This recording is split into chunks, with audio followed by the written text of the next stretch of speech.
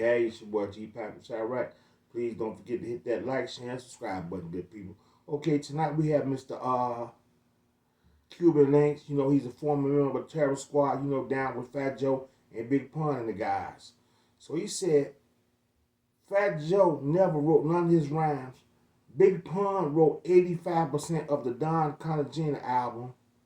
And he also was jealous of Jay-Z. And he even tried to press Jay-Z one time. So enough of me talking. I'm going to let Mr. Cuban Link break it down, and I'm going to come back in. Mentioned that Joe made Terror Squad hate Jay-Z because he hated Jay-Z. That was the topic there. Why did he hate Jay-Z? Just jealous. Jealous. You don't like him. He hated Jay-Z. You don't. I remember one time he told me, "You see, I made the gangster shit." He had a song called Gangster Shit in the Don Cartagena album. He said, "Jay-Z do it indirect. You do that gangster shit." He said it twice. So stupid, subliminal shit like that, which probably was true.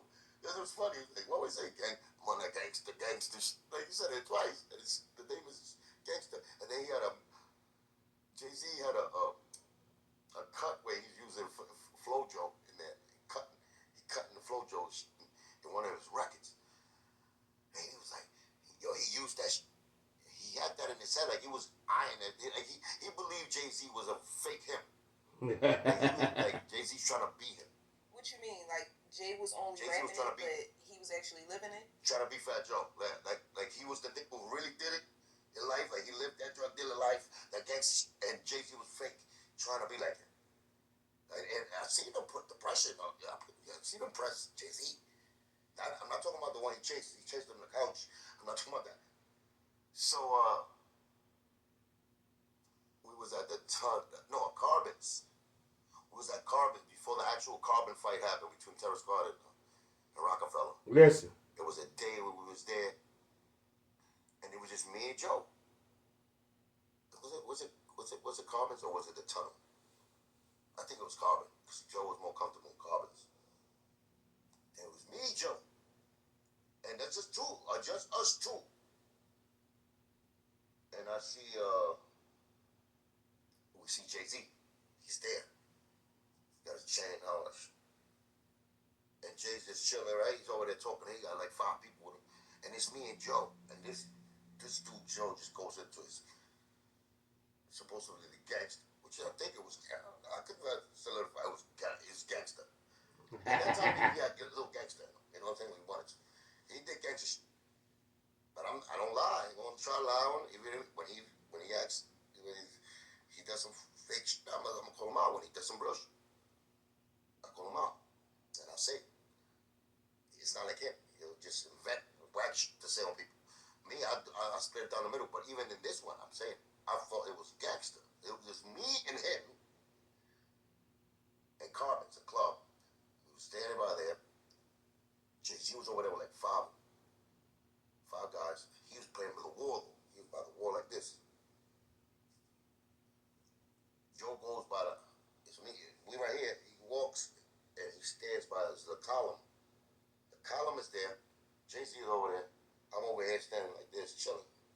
Just enjoying the music. I see Joe. He goes over there. He throws the hoodie on.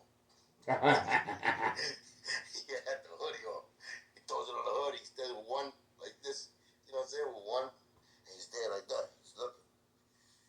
And he like this. And he's looking at Jay-Z. That gorilla. Right? That gorilla. And I'm over here like this. I'm on my point, but I'm on the sneaky tip. Because I don't know what this thing do right now. So now I'll go. And I see him, but I'm watching him. Ain't nobody gonna touch him. Because I'm there and I'm watching everybody's gonna see what he's doing, but he's starting. So I don't know what he's starting for. And I didn't know about the Jay-Z thing yet. This is like the first time I knew. And he goes like that. Jay-Z goes and he walks, like the column is here. The column is here. He's standing here, Joe. He goes, Jay-Z here. He goes, he walks this way. And Joe just looks at him like that. And that was all that happened. But Jay didn't run, but he was a little like on court of guard. So Cuban Link said, Fat Joe said, he's the real gangster. He living that gangster life. You know, Jay-Z's living that fake gangster life.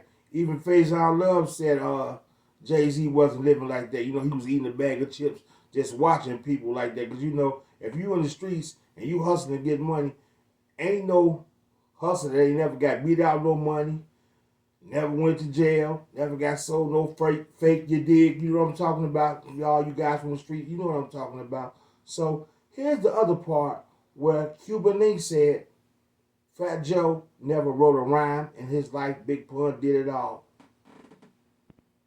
Things that Pun wrote a lot of material for Fat Joe that he never got credit for, including his Don Cartagena album. Speak more to that. Of course, Pun wrote that whole Don Cartagena album. I was there. I told Everybody was y'all. there. We had think tanks in Pun's living room. We used to write all his rhymes. All of Joe's rhymes, we used to have them ready for him. That's what Pun wanted to do because he was tired already of writing all his rhymes for him. So Pun he threw the baton to us like this. Nah, just right there. He tried to gas it at first. We're like, hell no. And they used to do the paying dues. Paying dues, you gotta pay dues. With all the paying dues, we go into writing this dude's verses. Remember, it was me, Pun, and Armageddon. Really, Pun and Armageddon.